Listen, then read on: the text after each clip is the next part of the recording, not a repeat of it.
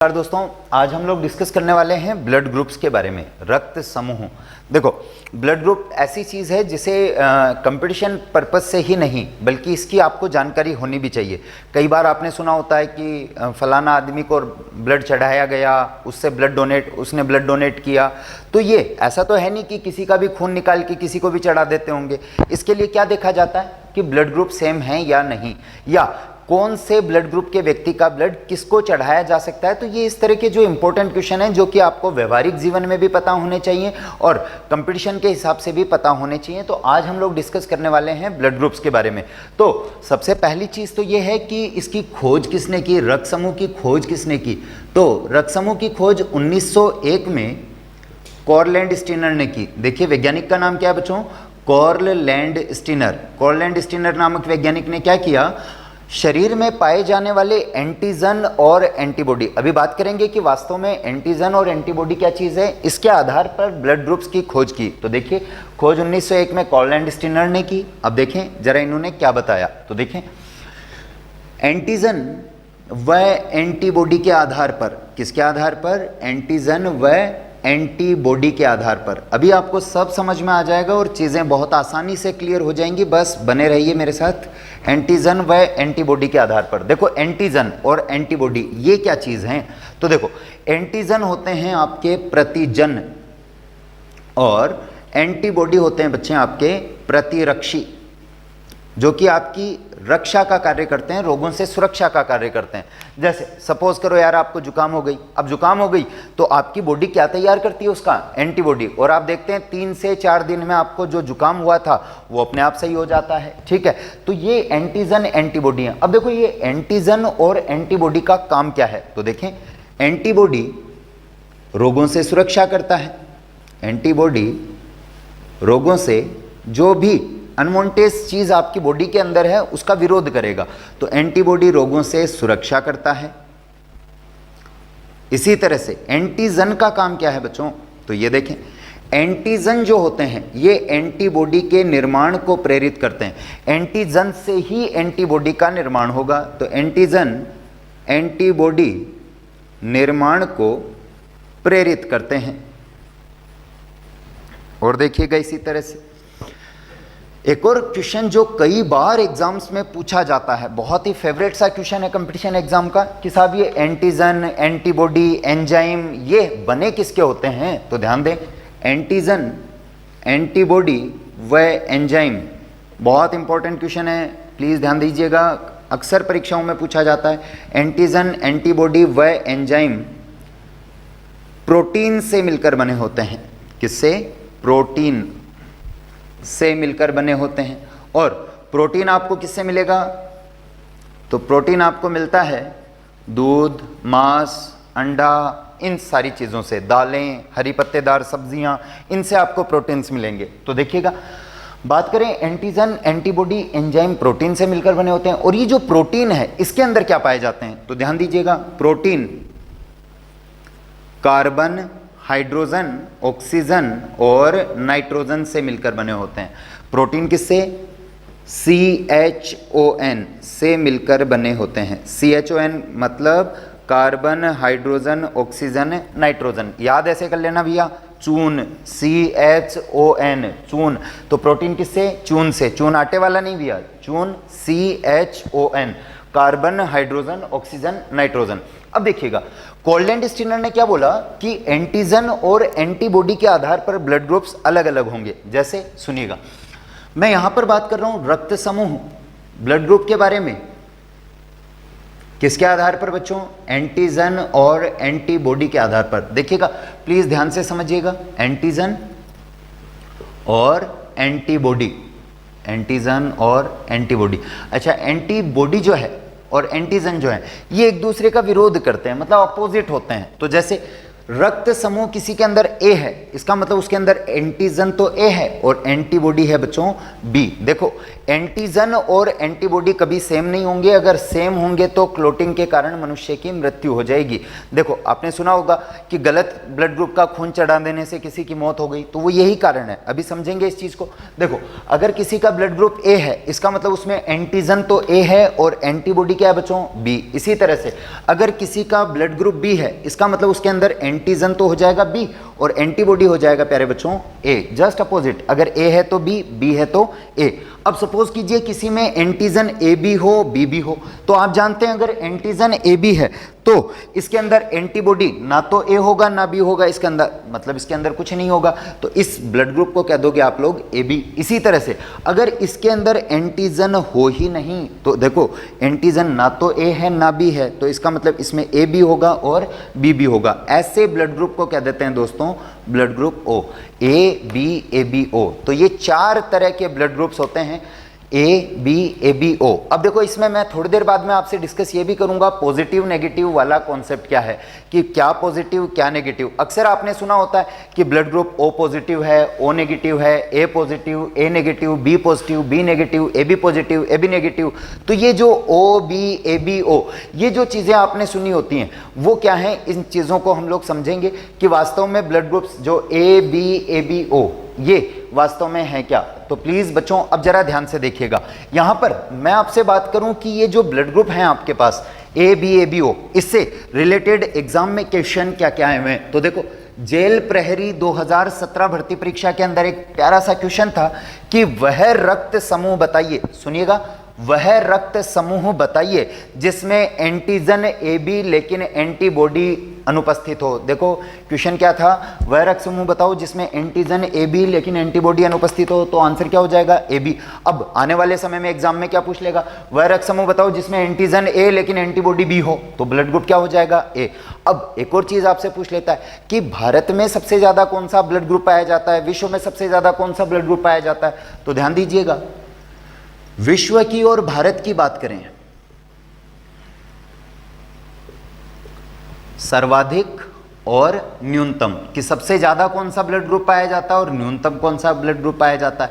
तो देखिएगा विश्व में सर्वाधिक पाया जाता है ओ और न्यूनतम पाया जाता है ए बी। भारत में सर्वाधिक ब्लड ग्रुप बी वाले हैं और न्यूनतम हैं ए बी वाले। देखो याद रखने का तरीका देखो, अदरवाइज तो कंफ्यूज होगे। तो देखो विश्व, विश्व माने दुनिया और दुनिया बच्चों गोल है, तो याद रखना विश्व में सर्वाधिक कौन सा ओ। भारत, भारत में देखो इसको ऐसे याद कर लो, भारत में बी है, Bharat B, B for Bharat, तो भारत में सर्वाधिक बी। अब इसका मतलब ये नहीं है कि आप लोग ये समझ लें कि ऑस्ट्रेलिया में सर ए फॉर ऑस्ट्रेलिया, जैसे बी फॉर भारत तो भारत का बी ऑस्ट्रेलिया का ए, ऐसा नहीं होगा। सीधी सी बात ध्यान रखना है, विश्व में, विश्व दुनिया, दुनिया गोल है तो विश्व में सर्वाधिक ओ, भारत में सर्वाधिक बी। एक परसेंटेज की मैं अगर बात करूं तो देखें भारत में जो लगभग ब्लड ग्रुप्स पाए जाते हैं इनका परसेंटेज अपन देख लेते हैं ए बी ओ। तो देखें लगभग 25% पाया जाता है प्यारे बच्चों ए, 35% पाया जाता है ब्लड ग्रुप बी और 10% पाया जाएगा ए बी, 25, 35, 10 और 30% पाया जाता है ओ। तो देखिए भारत में सबसे ज्यादा कौन सा ब्लड ग्रुप है बी और सबसे कम कौन सा है ए बी। तो सबसे कम ब्लड ग्रुप वाले लोग भारत में कौन से वाले हैं ए बी वाले, और सबसे ज्यादा कौन से वाले हैं बी वाले। अब देखो इसी के अंदर एक और चीज आएगी अभी पॉजिटिव नेगेटिव, लेकिन उससे पहले हम तो लोग देखेंगे कि एक मनुष्य से दूसरे मनुष्य को रक्तदान जब किया जाता है, रक्तादान, एक मनुष्य का दूसरे मनुष्य को जब ब्लड चढ़ाया जाता है तो उस समय हमें किन बातों का ध्यान रखना है। देखो दोस्तों आपके पास ब्लड ग्रुप 4 हैं A B O. Antigen A B इसमें कोई नहीं है, इसमें एंटीबॉडी बी ए इसमें कोई नहीं और इसमें ए बी। अच्छा ध्यान क्या रखना है, कभी भी एंटीजन और एंटीबॉडी सेम नहीं होने चाहिए, बस ये बात आपको ध्यान रखनी है। जैसे समझिएगा ब्लड ट्रांसफ्यूजन को समझ लीजिएगा, ये ब्लड ग्रुप ए है, ये बी है, ये ए बी है और ये ओ है। जैसे मैंने क्या किया, 4 ब्लड ग्रुप ले लिए बच्चों, ए बी और ये है आपका ओ ब्लड ग्रुप।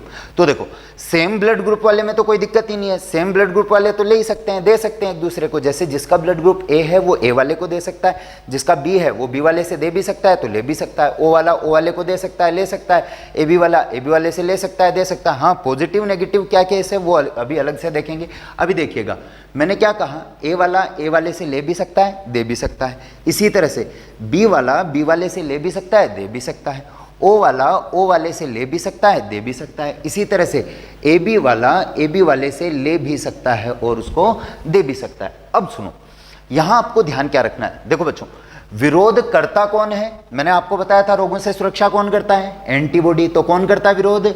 एंटीबॉडी। किसका करता है बच्चों? एंटीजन का विरोध करता है। अब जैसे सपोज करो आपने किसी को किसी का ब्लड ग्रुप चढ़ाया तो उसमें एंटीजन और एंटीबॉडी एक दूसरे का विरोध करेंगे। जैसे अगर एंटीजन ए है तो अगर एंटीजन ए और एंटीबॉडी बी, ए बी, अब अगर इसको बी वाले का चढ़ा दिया मैंने तो देखो ये दोनों सेम सेम हो जाएंगे, सेम सेम हो जाएंगे तो सेम, अरे एक ही मयान में दो तलवार नहीं रह सकती भैया, तो सेम सेम हो जाएगा तो क्लोटिंग के कारण व्यक्ति की मृत्यु हो जाएगी। अब सेम बात को यहां देखें, देखो जैसे इसमें एंटीबॉडी नहीं है, देखो ए बी वाले के अंदर एंटीबॉडी नहीं है, विरोध करता कौन है? एंटीबॉडी करता है। अब देखो इसके अंदर एंटीबॉडी है ही नहीं, इसका मतलब ये विरोध करेगा ही नहीं किसी का, और विरोध नहीं करेगा इसका मतलब ये सबसे लेगा। तो ए बी ब्लड ग्रुप वाला ए से भी लेगा, बी से भी लेगा और ओ वाले से भी लेगा। तो इसलिए हम लोग ए बी रक्त समूह को कहते हैं सर्वग्राही, यूनिवर्सल रिसेप्टर। ध्यान दें, बहुत ही इंपॉर्टेंट क्वेश्चन है। यूनिवर्सल रिसेप्टर ब्लड ग्रुप कौन सा है आपका?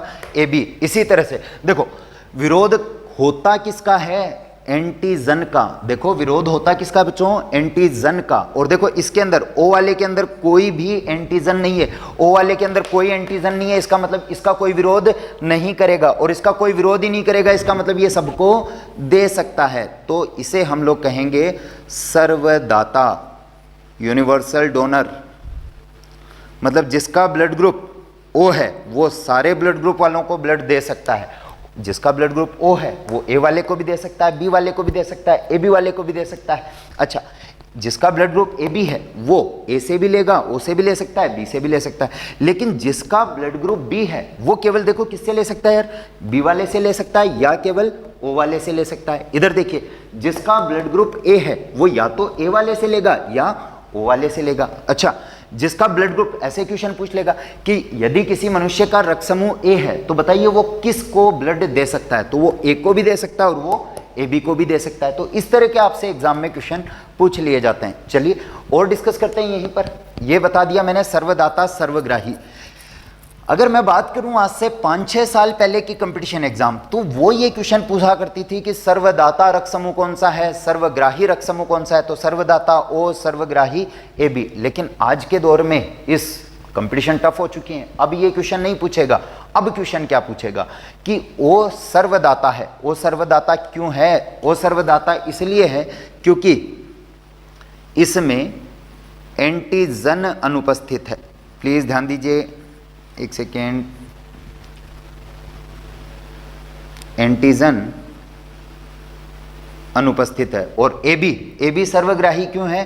क्योंकि ये किसी का विरोध नहीं करेगा। क्यों नहीं करेगा? क्योंकि इसके अंदर एंटीबॉडी अनुपस्थित है। तो इस तरह से ये वाली जो चीज है ये अब कंपटीशन में पूछी जा सकती है कि सर्वदाता ओ क्यों है? एंटीजन अनुपस्थित होने के कारण। ए बी सर्वग्राही क्यों है? एंटीबॉडी अनुपस्थित होने के कारण। चलिए यहीं पर अब लगे हाथ हम लोग देखते हैं पॉजिटिव और नेगेटिव वाले। अच्छा, उससे पहले याद रखना, जो ब्लड दिया जाता है तो एक यूनिट ब्लड का मतलब होता है 350 ml। और ध्यान देवें, खून देने से, रक्त देने से किसी प्रकार की कोई कमजोरी नहीं आती है। 24 घंटे में वापस रिकवर हो जाएगा और हर 3 से 4 महीने बाद में वैसे ही आपको ब्लड डोनेट कर देना चाहिए, क्योंकि बॉडी में 120 दिन बाद में वैसे ही आरबीसी आपकी नष्ट हो जानी है। आरबीसी का जीवन काल 120 दिन है, तो आपको ब्लड डोनेट करते रहना चाहिए। ठीक है, तो देखो 1 यूनिट ब्लड का मतलब ध्यान रखना, कई लोग कहते हैं 1 यूनिट का मतलब 1000 ml, मतलब 1 किलो लीटर, इस तरह से बता देते हैं। नहीं, याद रखिएगा 1 यूनिट ब्लड का मतलब है केवल और केवल 350 ml। चलिए आगे बात करते हैं। अरे पाव से थोड़ा सा ज़्यादा है, 250 ग्राम से 100 ग्राम थोड़ा सा ज़्यादा है। चलिए इसी तरह से बात करें अब कि ये जो पॉजिटिव और नेगेटिव कॉन्सेप्ट हैं कि कैसे पॉजिटिव नेगेटिव है। कई कहते हैं ना कि मेरा blood group O positive, A negative, ये पॉजिटिव और नेगेटिव वाला क्या है।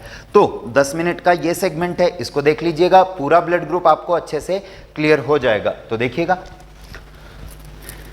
इसमें RH कारक, RH फैक्टर आपको ध्यान रखना है। ये जो पॉजिटिव नेगेटिव वाली चीज है इसको हम लोग कह देते हैं RH कारक। तो सुनिए RH कारक सबसे पहले तो क्या है, RH कारक की खोज लैंडस्टीनर व विनर ने, कॉल लैंडस्टीनर और विनर ये दो वैज्ञानिक थे।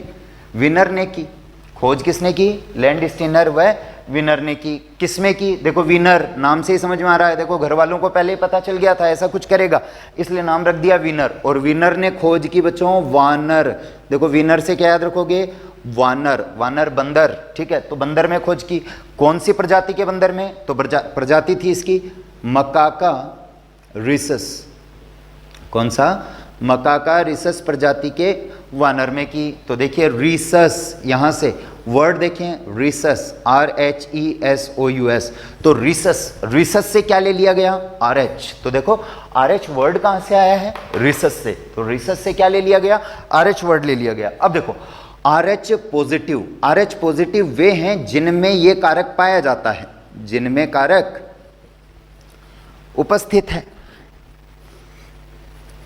जबकि RH नेगेटिव वे हैं दोस्तों जिनमें कारक अनुपस्थित है।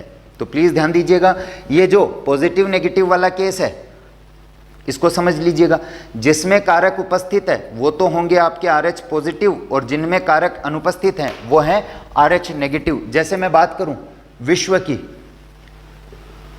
और भारत की, तो देखें विश्व में लगभग 80 से 85% लोग RH पॉजिटिव हैं जबकि 10 से 15% लोग RH नेगेटिव हैं।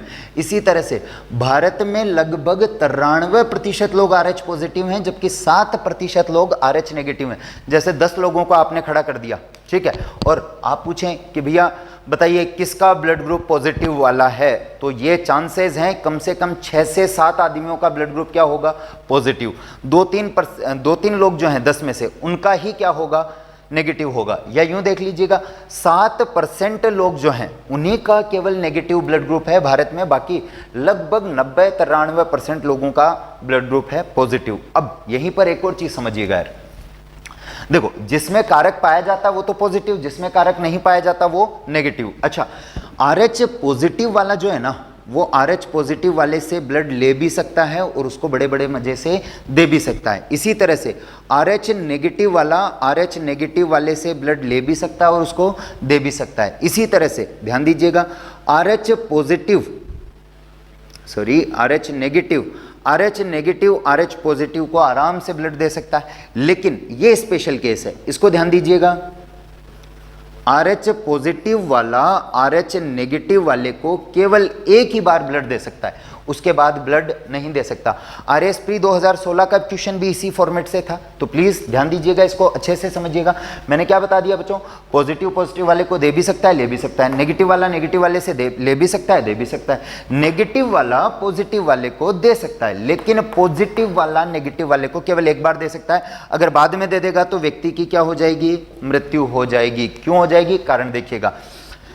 इस चीज को आप ऐसे समझिएगा, देखें मैंने क्या बता दिया आपको कि अगर RH पॉजिटिव है जिसमें कारक उपस्थित है, RH नेगेटिव है मतलब कारक अनुपस्थित है। जैसे सपोज कीजिएगा यहां पर एक स्पेशल केस देखते हैं, देखो पॉजिटिव वाला नेगेटिव वाले को केवल एक ही बार क्यों दे सकता है, केवल एक बार क्यों दे सकता है। तो देखिएगा सपोज कीजिए ये कोई पर्सन है, ये वाला जो है RH पॉजिटिव, ये है RH नेगेटिव। अब देखो ये RH पॉजिटिव मैंने कैप ऊपर कर रखा है, नेगेटिव कैप नीचे कर रखा है। तो देखो ये पॉजिटिव ब्लड ग्रुप वाला है, ये नेगेटिव वाला है। देखो नेगेटिव का मतलब है इसमें कारक अनुपस्थित है, मतलब इसके अंदर ये कारक नहीं पाया जाता, जबकि इसके अंदर ये कारक पाया जा रहा है। तो देखिए अगर ये इसको देगा तो इसके अंदर ऐसा कोई कारक पहले से नहीं है। अब ये देखो ये नई चीज इसके अंदर गई है, नई चीज इसके अंदर गई है तो इसकी बॉडी इसका क्या तैयार करेगी, एंटीबॉडी। और एंटीबॉडी जैसे ही एक बार बॉडी में बन जाएगी तो वो उसका विरोध करेगी अगले बार, और जैसे ही दोबारा ब्लड चढ़ाया जाएगा तो एंटीबॉडी विरोध करेगा, और विरोध करेगा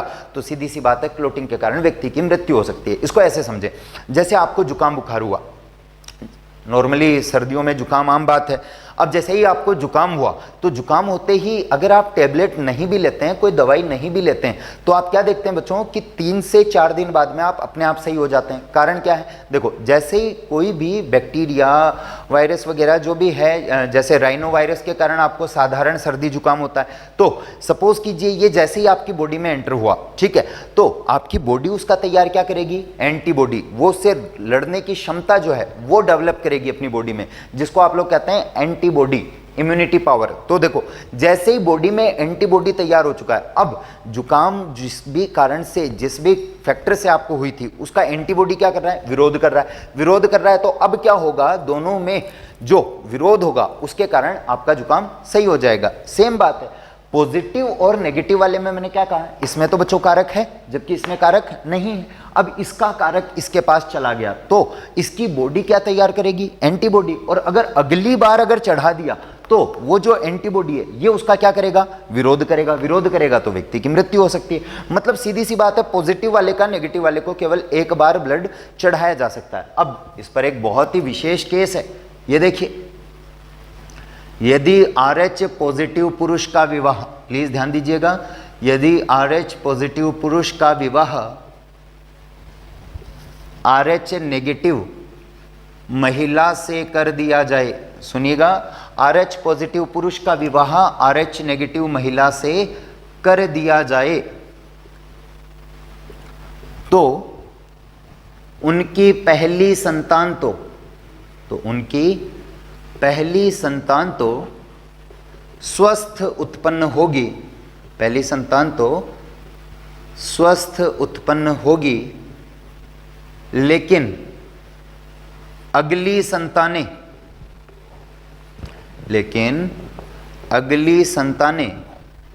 शरीर में एंटीबॉडी निर्माण के कारण गर्भ में ही मर जाती हैं। प्लीज ध्यान दें, पहली संतान तो स्वस्थ उत्पन्न होगी, केस केवल क्या है, पुरुष कैसा होना चाहिए, पॉजिटिव ब्लड ग्रुप वाला, और महिला कैसी होनी चाहिए, नेगेटिव ब्लड ग्रुप वाली। तो देखो RH पॉजिटिव पुरुष का विवाह RH नेगेटिव महिला से कर दिया जाए तो उनकी पहली संतान तो स्वस्थ उत्पन्न होगी, लेकिन अगली संतानें शरीर में एंटीबॉडी निर्माण के कारण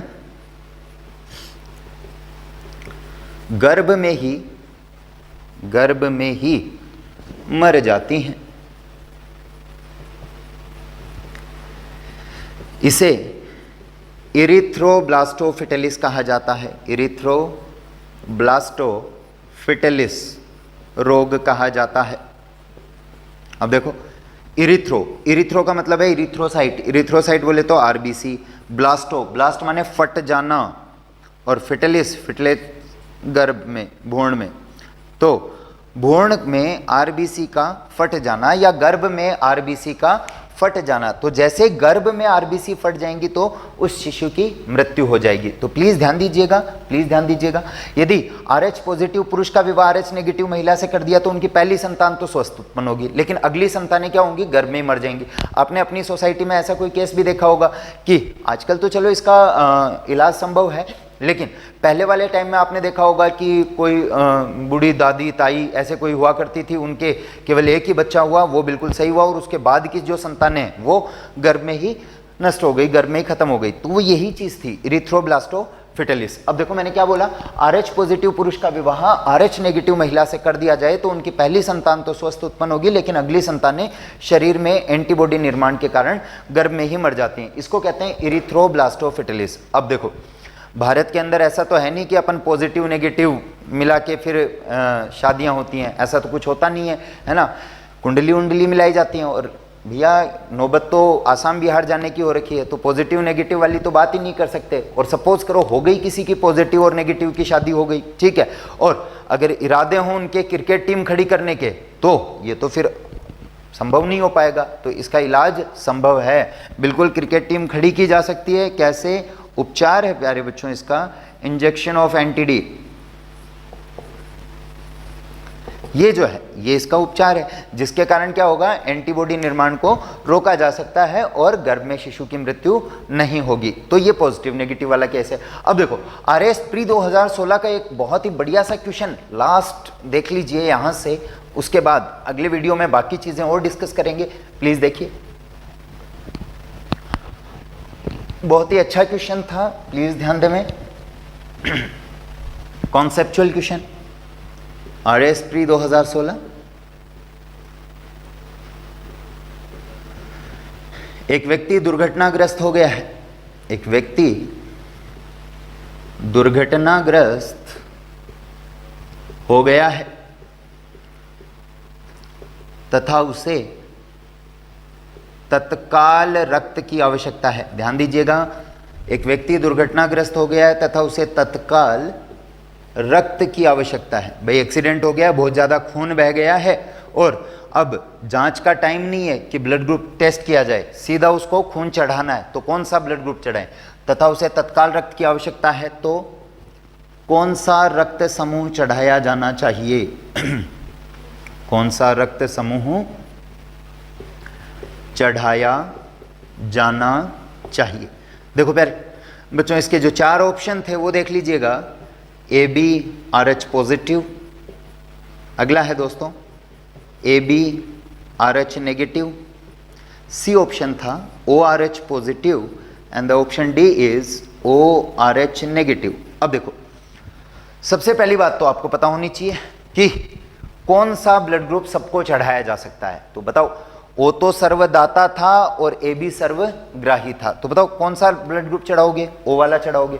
अब ओ वाले में पॉजिटिव या नेगेटिव? देखो मैंने क्या कहा था, पॉजिटिव वाला पॉजिटिव वाले को चढ़ाया जा सकता है, दिया जा सकता है, लिया जा सकता है। नेगेटिव वाला नेगेटिव वाले से ले सकता है, दे सकता है।